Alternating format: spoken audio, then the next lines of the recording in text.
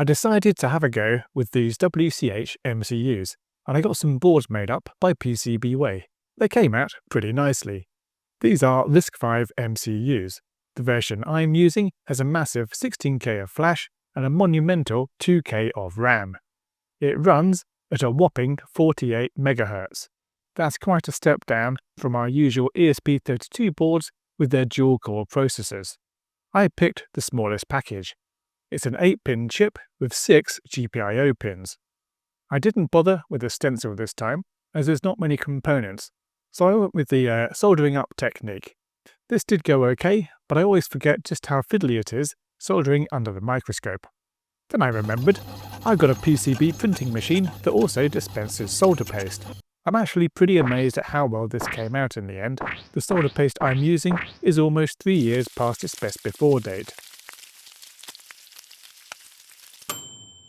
Each board has an MCU and a small buzzer driven by a transistor. In the final version, it will also be driving a couple of LEDs. My plan is to power these boards from a coin cell battery. So let's have a proper look at how much current is actually required.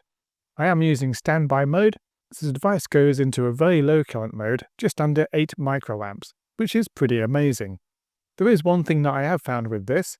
When the board is in standby mode, I can't actually program it. I tried adding a delay on startup to give me time to hit the program button, but that didn't seem to help at all, and for a while I thought it completely bricked my MCUs.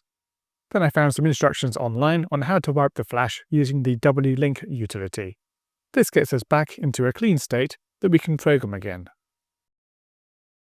When we push the button on the device, it wakes up and starts to draw around 3.3 milliamps. When the music starts to play, we really start to draw some power, spiking up to almost 130 milliamps. But we do only average 13 or 14 milliamps. I am using a very low mark to space ratio on my audio, so I only draw current for a small amount of time. However, it is too much for the coin cell, and the device hits brown out almost immediately. We sometimes get a small little squeak, but it pretty much dies straight away. Now I do have a backup plan using this absolutely tiny lithium cell. This is an 80 mAh cell that I've charged up using my trusty TP4056 charger.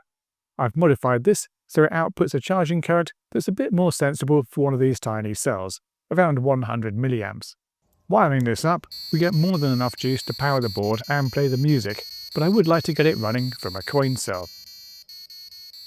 So I've got a board here where I've swapped the 1K base resistor for a 10K one. Let's have a look at how much current this draws.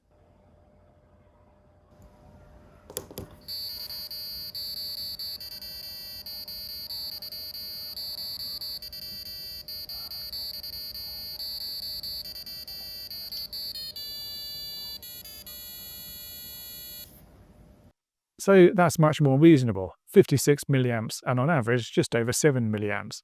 This version works nicely with the coin cell and plays all the way through, and it's still plenty loud enough for my purpose. I'm not being very efficient with the audio playing, I am just bit banging the audio on a signal on the GPIO pin. There are better ways to do this using PWM and timer interrupts, but I didn't quite have time to get that working. It doesn't sound too bad for one of these tiny buzzers, it's pretty good. To get the audio, I knocked up a quick tool that will load up a MIDI file, and then you can export a track in a very simple structure that my code can play. It just gives you the delay before the note, how long the note should last, and what the period of the note is in microseconds. I did think about going old school and doing some chiptune work, but then I realised it was also way beyond my skills, and I couldn't get it to work. However, I did put together a quick 1-bit sound effect generator. You can just copy and paste the code from this, and it will play some really entertaining sounds. So I might use this to build a little soundboard at some point. I'll be using these boards in my next project, so stay tuned.